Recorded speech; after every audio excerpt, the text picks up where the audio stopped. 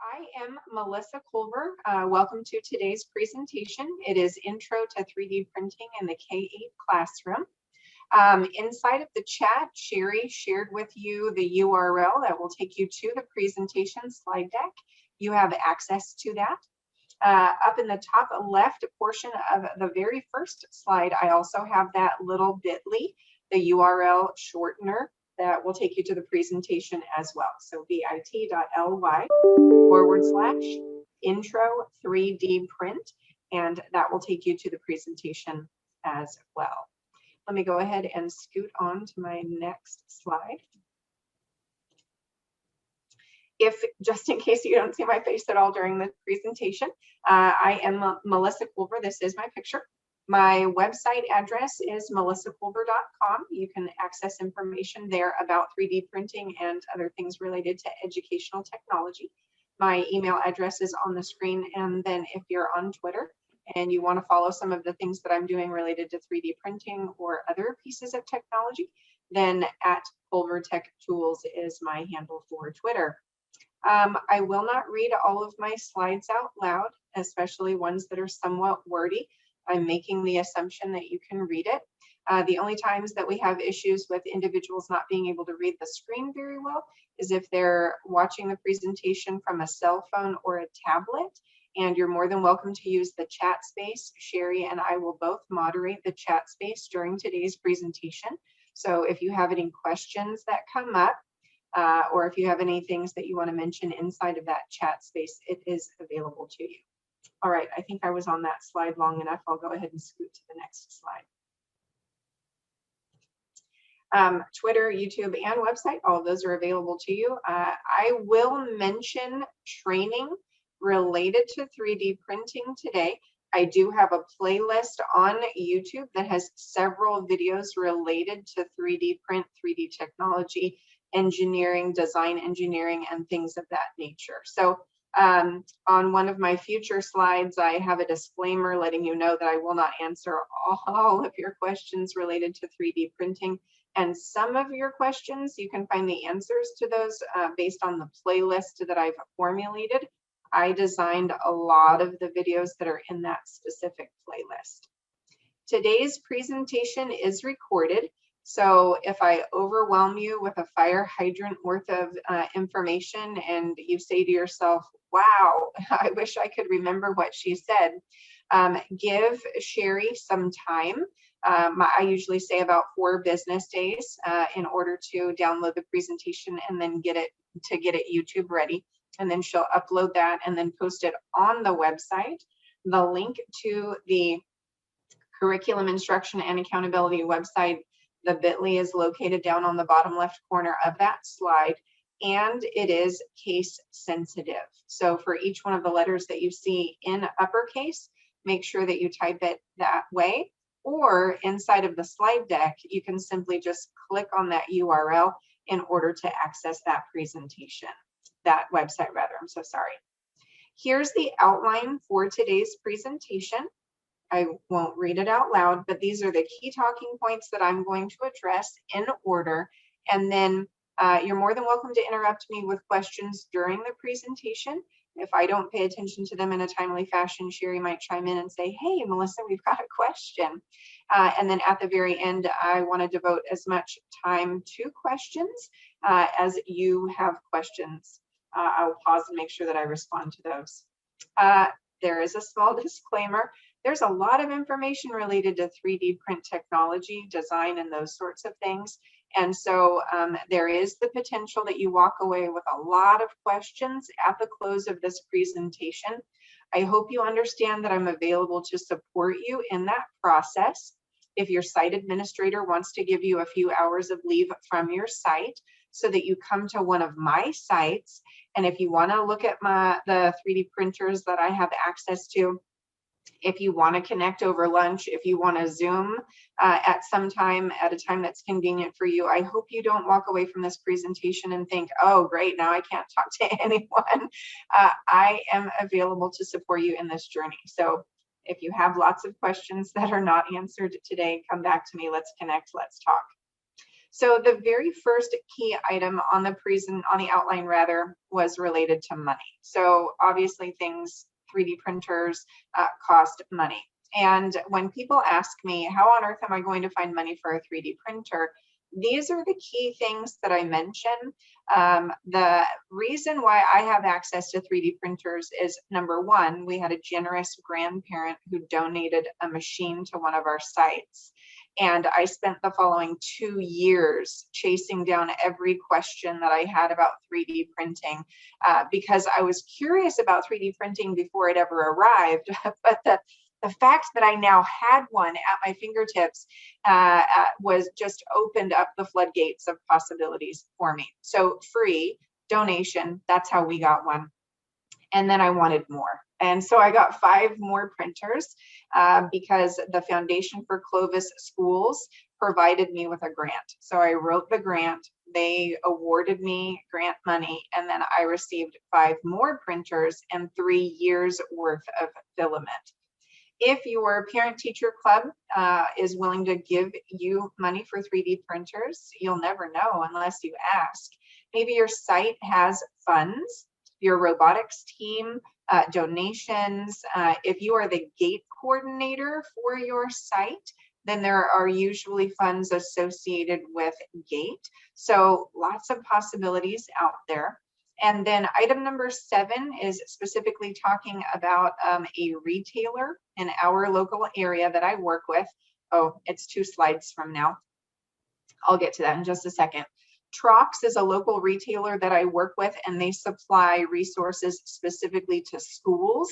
And our local sales representative is fantastic. I really enjoy working with her, and discount pricing is an option. So if you've never written a grant before and you're like, oh my word, what's that like?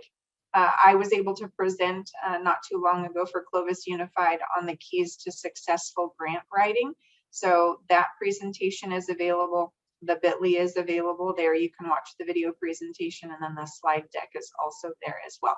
So if you have no idea how to write grants, that's going to answer some of those key questions for you. If you head to the Trox website, don't be alarmed. It's going to tell you that you don't have access to it at first, and it really is a legitimate website. So you'll just click on these 2 items right here in order to gain access to it. If you're on your home network, it might work swimmingly. If you're on your personal device, it'll work swimmingly, but for some reason it's semi-blocked when we want to access it on our Clovis Unified devices. And if you are looking on the website and you do not find exactly what you're looking for, it does not mean that they cannot get that for you. So feel free to reach out to the local sales representative. Talk to me directly. I can get you her personal contact information, and they can work directly with the retailer in order to get those resources to you. So don't be alarmed if you don't find exactly what you're looking for. So again, back to this idea of what machine. So we talked about money. Now we're moving on to the machine. I currently use MakerBot. I have a MakerBot Replicator Plus, and I have 5 MakerBot sketch machines. And over on the left, you see that question, what was your first car? Well, my first car was given to me. And for some of us, we're headed out and we're buying whatever fits into the budget sometimes. And that's kind of the mentality that I have when it comes to 3D printers. If all you have is free, then work with that one. And if all you have is access to something that's discount, then use that.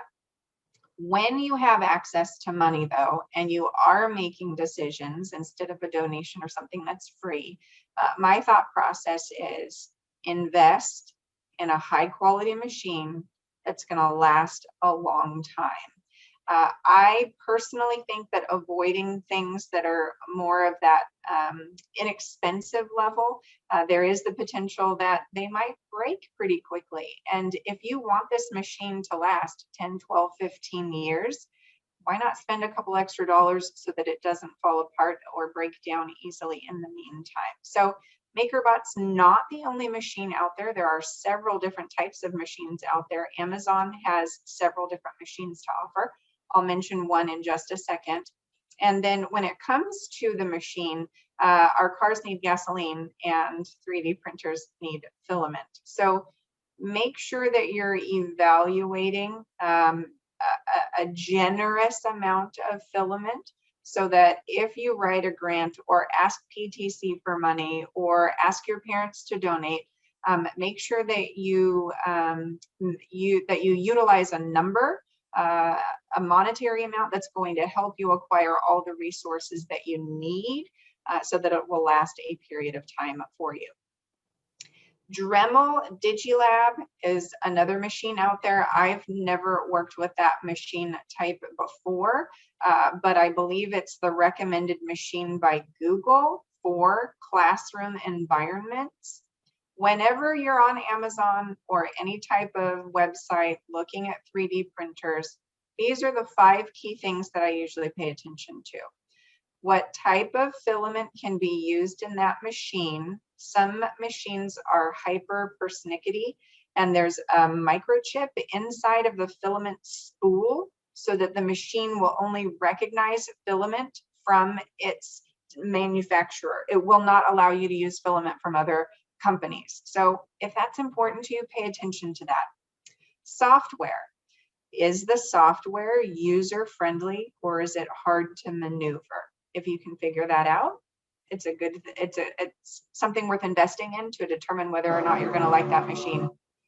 The 3D printer just finished behind me. I don't know if you heard that. The size of the print area. So if you're going to print medium-sized prints, but you purchased a machine that's quite small, make sure that whatever your end goal is for printing, that you can achieve that with the size of the machine that you're looking at. Ease of use. Is it cumbersome? Is it clumsy? Is it hard to use? And then the last one, customer ratings. I tend to stop off at the customer ratings whenever I'm buying something. That's just a natural consumer behavior that I have. So feel free to pay attention to that as well. Here are the 4 key models that I'm going to spend time on over the next several slides. And when you are conceptualizing in your mind the type of educational tool that you're investing in, start off easy. Start off with what works for you, what's manageable. Don't go larger than you need to. When it comes to climbing a mountain or achieving a large goal, you usually achieve it one step at a time. So step in easy and then grow your skills over time. Be patient with yourself. So I'm going to start from the vantage point of, I just want to print models. That's all I want. I don't want to do large scale teaching strategies related to engineering, design strategies. That's way too much for me. I just want to print models. So let's take that angle or that perspective. This is a picture of a dog prosthetic. I know a dog in the neighborhood that is missing a part of a leg, and I thought, wouldn't it be cool if I could use that as a teaching strategy? Let's form solutions for animals that are missing a limb. And I set about designing that and printing it. But maybe you just want to print and go. You just want to download some free stuff and you want to print educational models. That is an option. There are several websites out there that offer models that are totally free, or some that are inexpensive, or some that are wildly expensive. And most of the models that I have downloaded to use from an educational vantage point have been free. They didn't cost anything. Whoever designed it uploaded it to the website and said, hey, you can have this for free. And there are millions of models out there for free. It's not just a tiny percentage of models there are lots of models for free. Thingiverse is one website that I recommend. I find a lot of educational resources on there that are very helpful. And you just have to test it out, because it's just average Joes and average Janes that are posting these models on there. Some of them are going to work well and some of them might not work well. And much like the customer reviews that I mentioned earlier, websites of this nature give you the ability to come in and rate these models, so you can look at that and review that content before downloading and printing if you wish. Yegi is another website that has free models that you can download and print. And then I do have this disclaimer. please recognize that some models on some websites could be mature in content. So I would not recommend that you just hand these websites out to your students and say, hey, check out all these websites. What do you think I should print? I will warn you that sometimes there are mature ideas on here. As an adult, you can click a button that says that you want to filter and block that content so you don't see any of those mature ideas on there. In addition to Yagi, Colts3D.com is another one. And I have 3 pictures right here of an infinity cube that I printed. I ran out of filament partway through the print. It started out gray, I believe, and then I put blue filament in partway through. So I have a 2-toned print that came out. The machines that I work with, they only allow you to use 1 color of filament at a time. More expensive machines will allow you 2, 3, 4, or 5 colors of filament. So as the model is printing, it can shift from color A to color B to color C and so on. Most of my prints are only 1 color. The only time they're 2 colors is if I run out of filament partway through. And sometimes I think the design is enhanced and it kind of looks pretty cool when there's 2 tones in there. Down at the bottom, I'm showing you that this website is free3d.com. Over on the left, it shows you the picture of a kidney. So you can find organ models if you are a science teacher, if you are a K-6 teacher, and you want your students to manipulate models. Hey, everyone gets one. Then this is an option for you. Over on the right-hand side and in the middle, I was able to print a catapult. And this catapult, with this catapult, I can study launch, trajectory, arc, motion, friction, distance, gravity, Newton's law of motion.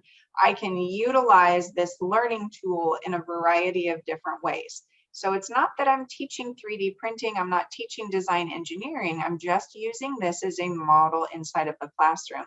Maybe we're going to study average distance. The students are going to measure 10 launches. They're going to calculate the distance, then they're going to find mean, median, mode, and range. Maybe they're going to evaluate whether or not the catapult number 1 was more effective than catapult number 2. They're going to formulate a hypothesis. They're going to do a writing exercise at the close of this. So this is an example of download and go, and I'm going to print it, and the students aren't going to be involved in that process. Here's another example. The Braille cards that I designed for students at the Mountain View campus, you have an image of that on the bottom left. And then on the right and on the top, I'm showing you that pinshape.com is another website that you can download and go. So sometimes when I finish my models, I upload them and allow other users to download those models for free. So if you are in a learning community where some of your students are blind and they're accessing the Braille letter system, then now every single child has access to the entire letter system, both at home and at school. So you can ensure that each learner has access to their own resources. And this would be an example of download and go, for example. STLfinder.com is a search engine that's going to look through several of these websites all at one time. So if you don't want to go to 13 different websites and search all of them for cellular model or brain or the surface of the moon or a hurricane or whatever is inspiring you at this moment, then STLfinder is another option. You can plug your search query into that space and it's going to search all of those websites for you. So that's another resource that's available. Here's an example of, it originally started out as cane tags for our students who are blind, but we discovered after I printed these that it was too large and cumbersome, clank, clank, clank, and it was also too difficult for our students who are blind to identify the letter on the disc. So we just turned these into backpack tags instead for our students who are blind. The special ed department over at Copper Hills Elementary School, we're using flexible animal models as a tactile exploration tool. So during that direct instruction component, when the teacher is teaching the students about the dietary habits, the movement strategies, the name of the animal, where it lives, habitat, those sorts of things, the students are able to manipulate these animals on their own and then form that concrete concept. Oh yeah, the bear lives in the forest. And then we're going to formulate those sentences. We're going to talk about that. And the children are able to explore that model while acquiring that understanding at the same time. On this next slide, I have a balloon powered car. You obviously fill the balloon with air. As the air rushes out of the vehicle, it forces it forward. We have a mini catapult model. We have a spinning top, and then we have another fidget cube. Again, models that students can use to explore scientific and mathematical ideas. These are examples of mobility carts. I was able to connect with a team of experts on the Mountain View campus, and they serve the blind community. The Braille letter structure is different from the standard letter structure. So as our mobility team is walking students around the community, and they're saying, we have come to a cul-de-sac, or we have come to a T intersection, or this intersection looks like the letter L, they don't have concrete understanding of the letter L or the letter T or what a cul-de-sac means. So these mobility cards are great tools for our blind students to form a conceptual model of what their environment looks like as they gain independence. So that's another way we can use this in the educational environment. Likewise, our blind students are unfamiliar with the different curb styles. Does it slope? Does it not slope? Is it angular? Does it curve?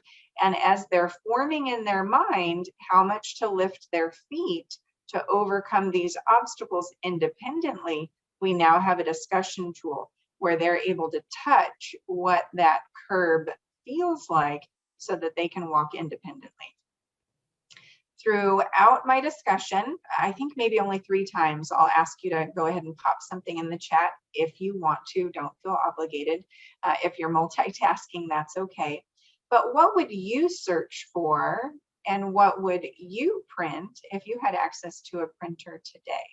I'll stop talking for 20 seconds, and then I'll move on to the next slide.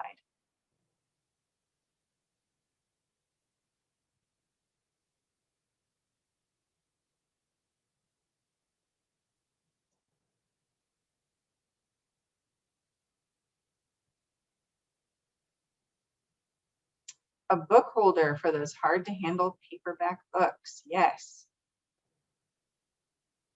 Sometimes we don't want to wait 7 days for something to come to us.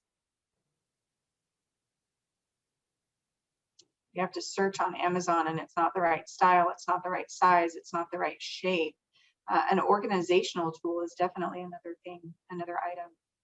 Flower pots for our gardening fundraiser. Yes, absolutely.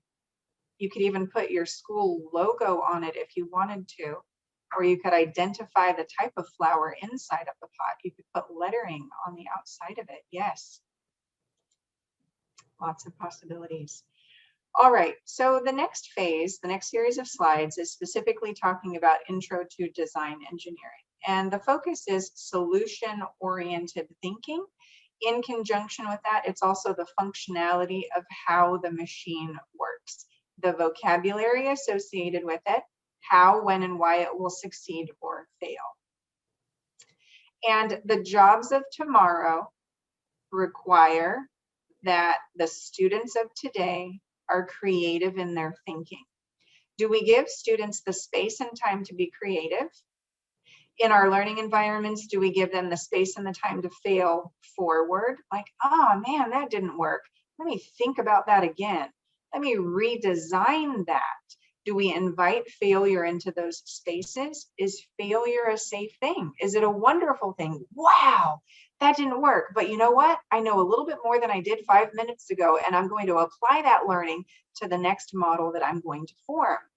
And when I think about failure, failure leads to discovery, because every time we're not successful, we learn something more and something new about that process. And I invite my students into, oh, you know what, that didn't work out well, but what did you learn in the process? And they become smarter each time they find a way that didn't work as perfectly as they wanted it to. There are a few people on Twitter that I follow because I feel like their ideas are so revolutionary and spectacular, and they try wild things with kids as young as 7, 8, and 9 years old. They utilize electricity. They utilize foundational building structures like cardboard. You know what? Before we land at the 3D printer, let's go ahead and use Play-Doh. Let's form that idea. Let's use cardboard. Let's cut it. Let's use string. Let's use scissors. And they have this making mindset where they're building small models until they get to that point where they're actually at the 3D printer, because sometimes it takes time for us to form those solutions. Or laser cutters.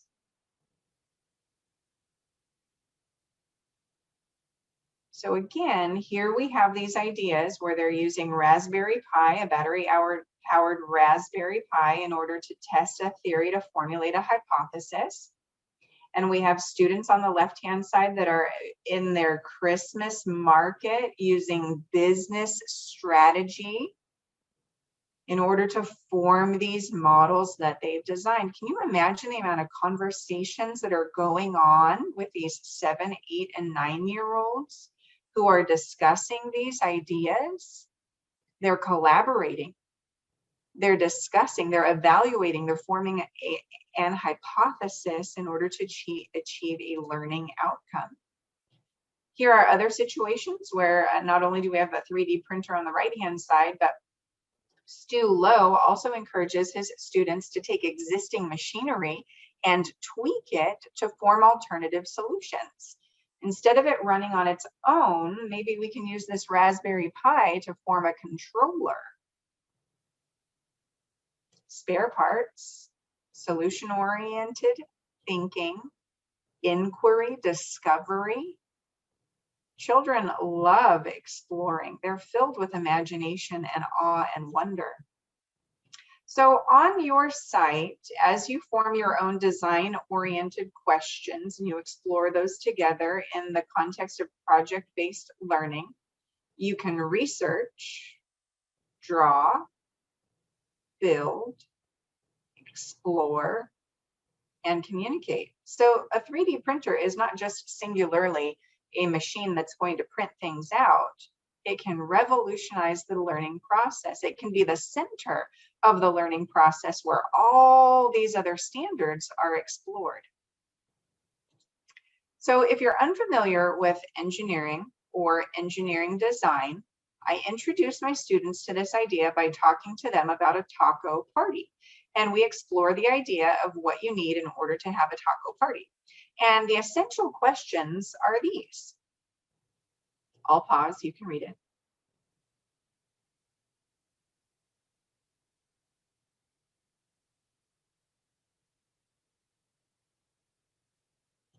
Now, if we're using this as a skeletal structure to explore engineering, let's apply some engineering vocabulary to this. We want to define the problem. We want to identify the parameters. We want to brainstorm some solutions. We want to select the resources that we're going to use. We're going to form a prototype.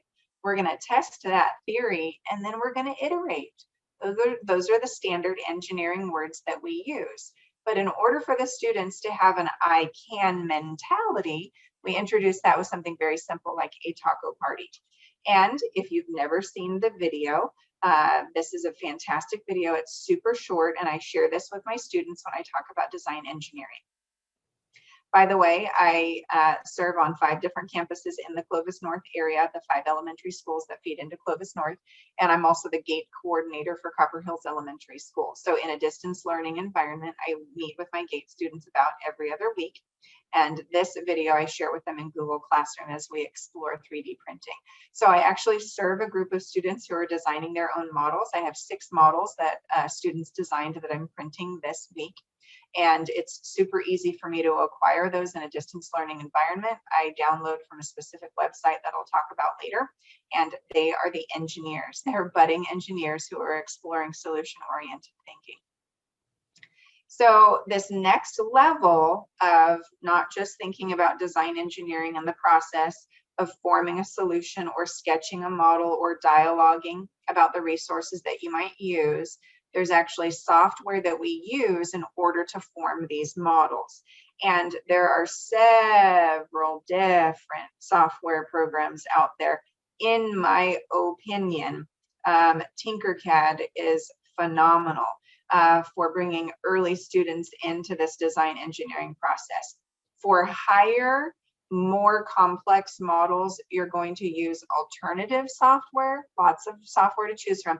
But at the base level of what does this look like, TINKERCAD is phenomenal and it's free. And this is what my dashboard looks like, where I'm able to store all of those models, and you can import models in there and modify them. Near the bottom right where it says copy of flexible gecko, the one next to the United States, I was able to download the gecko from a website, but then I went in and I added texture. So my GATE students, their primary task is to modify an existing model, specifically an animal, because I want them modifying the models for the special education students on the Copper Hills campus. So they don't have to go start to finish forming an animal model and then making sure that it has flexible joints in it. I'm giving them these models, and then they're going in and making slight modifications before they launch into a more complex task of starting with a blank slate and then forming their own model. So here's a larger picture of that textured gecko. And then on the bottom right, you can also have students form models like an animal cell or a plant cell. And even if you don't have access to the 3D printer, you can still use this software and teach students about 3D modeling software. And they can build an architectural landscape of something that you're studying from a historical standpoint, or scientific interactions. They can build a model explaining that process, or whatever comes to mind. And I escort the students into solution-oriented thinking. This delightful young lady on the left-hand side is missing part of her arm, but she didn't want that to circumvent her creativity. And she has a glitter gun. She worked with an engineer, and she and that engineer formed a solution for how she can shoot glitter out the end of her arm. And they used a 3D printer in order to form this solution. On the bottom right-hand corner, we obviously see a turtle. The back legs were injured, and students utilized design engineering to form a solution for this specific animal. And I'm sure others have used 3D printed resources to do that as well. I'm limited on the number of slides that I could share. I could easily put 100 solutions in here of how students all across the world are forming solutions just like this, but I'm limited in the amount of slides that I can share with you. So here is Stone. Friends of ours adopted this beautiful dog who is missing part of its front right paw. I'm smart enough to know that I'm not an orthopedist. I'm definitely not a veterinarian. I have no background in veterinary science. I'm smart enough to know that this model is not going to work. It is not a solution where this dog can run on cement or climb upstairs. But what I'm doing is I'm engaging students with a creative idea.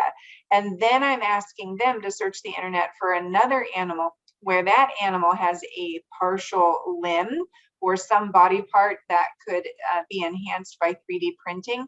And I'm inspiring them to be creative on their own. So you, the teacher, can explore an idea like this, form, a sort of average solution that maybe doesn't reach you to the end goal, but is leading you that direction, and then launch the students with an I can mentality. This very next slide shows one of our students exploring a Braille card. So the students use this model to figure out where the dots are located in order to understand that alpha code. I mentioned it earlier, but here's a child actually using that. I'll pause for 20 seconds just so that you can kind of ruminate on what we've talked about already. And then in the chat space, if you want to, feel free to share what specialized models could change how you teach or who you reach. I'll pause for about 20 seconds just for you to think about that.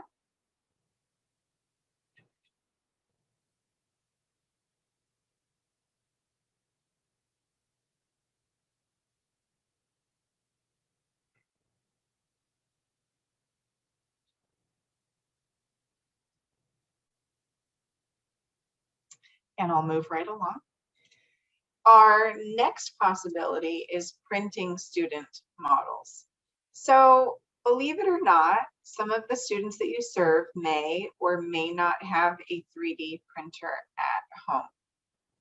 So some families have access to them, some families do not. Some families are related to somebody or they know somebody who has a 3D printer at home. Some students are excited about learning and they teach themselves things at home already. They hop on YouTube and they figure stuff out. Maybe you have students in your classroom who have already formed some models and they just really wish somebody could print it for them. So they're on the online software at home making models, and maybe printing student models will be your expertise. So inside TinkerCAD, TinkerCAD is very student friendly, very classroom friendly. And then over here on the right-hand side, it says classes. And this is how I access student work. I can see where they are in their progress. I can see how close they are to reaching the end goal. I can provide them with immediate feedback. If I noticed some design failures early on, like, ooh, that's not going to work out well, I think you should provide some more supports there, or maybe you should flip your design or slice it in half and turn it into 2 parts. I can provide feedback easily. So even though we're in a distance learning environment, I don't have to be elbow to elbow with the students in order to see what they're doing and how successful they are in forming that model. That's how TinkerCAD works. These are 3 models that students that I work with have designed. The top left one that's green, this student on her own with her own creativity said, I really like looking at insects. I wish I had a place to store them. Maybe a bug box or a bug playground would be a great place for those insects to stay for a short period of time until I release them into the backyard. And so she was able to put some saran wrap on the top and then poke some holes into it in order to observe the behaviors of these animals. And using her imagination, she thought that they would want to climb over or around or scoot into different obstacles. So she's basically using geometric shapes to form this model. The orange one was designed by another student as a birthday gift for her dad, and it is a keychain. So TinkerCAD allows you to bring in rounded corners on your rectangle, and you can reshape it as you see fit, drop a heart into spot, and then add some text. And you're the one who's able to type that text and resize it as needed. And then she hollowed out the circle using a cylinder. So here we have lots of geometry. How many millimeters? How many centimeters, those sorts of things. What's the total mass and volume? Is my design going to be too large or too small? Lots of math-rich vocabulary. And then the student on the right-hand side took the flexible gecko that I provided, and then with his imagination, dropped a whole bunch of shapes in there that were different colors. And so why do we have to be very conformist in our thinking? Why not be very creative and artistic and expressive? And so that's what he did. And this is what it actually looks like for the 3D printer to print that model. And in case you didn't know this already, when 3D printers print, you're in charge of determining how hollow those models are. That way you're not using a massive amount of filament, code language for plastic, massive amount of filament in order to form that model. So if it's only 12% full, then that saves you a lot of filament, and then you can print several other models instead. Another one of my students took a flexible cat model that I provided to her and then added the tongue and then the ear up at the top and then the eyeball. So we have clear, specific features that she was able to go in and add to that model before it actually printed. A very useful tool, in my opinion, the keychain was able to print so that it says 3D inside of it. And I printed several of these. So each of the USB, each of the thumb drives that I used for my 3D printers, if I ever leave that thumb drive somewhere, now I know if that one belongs to me, I know exactly what it's for. I don't know about you, but sometimes I've left a thumb drive somewhere or it's in a drawer and I'm like, I wonder what's on this thumb drive. So now I know exactly what's on that thumb drive. I know it's mine and I know what I'm going to use it for. All right, so an overarching overview of 4 principal models that can be used within this idea of 3D printing. You can just print those models. You can introduce your students to design engineering. Maybe you just want to print student models, not ones that you downloaded from the internet. And then maybe you actually want to teach the students about design software. You want to take them into TINKERCAD and explain that entire process to them. All right, so what can you do? My suggestion is try to stay away from I can't language, like, oh, this is overwhelming. Oh, no one's going to give me any money. No, I can't figure it out. It took me 2 years, you know, I don't know, not necessarily 2 years. I was definitely printing before that 2-year marker, but I made a lot of mistakes in the process. I had no idea what I was doing. Nobody trained me what to do. I printed a lot of things that were just a disaster, but I was very committed to being successful at the end. So if you don't feel very successful at the very beginning of the process, my encouragement to you is don't give up, press in, don't be a quitter, reach out for help. Again, I'm here to help you. So don't quit. If it seems discouraging at first, don't quit. All right, I have another phase of slides, another category, so just design engineering jobs. I have a master's degree in teaching and learning, and I'm working on a doctorate in organizational leadership for the K-12 environment. So I've been learning a lot about education over the last several years. And I'm going to say this: children form a mental picture of who they will become and where they will go very early on in life, and it forms their future trajectory. They evaluate, dream, and chase after things that are interesting to them. If you choose to introduce your students to 3D printing early on, I'm not saying that they're all going to grow up and be design engineers, but those possibilities help them dream. So anytime you have the ability to bring advanced technology into the classroom, I strongly encourage either you or someone on your campus does that. Here's the future trajectory of tomorrow's workforce.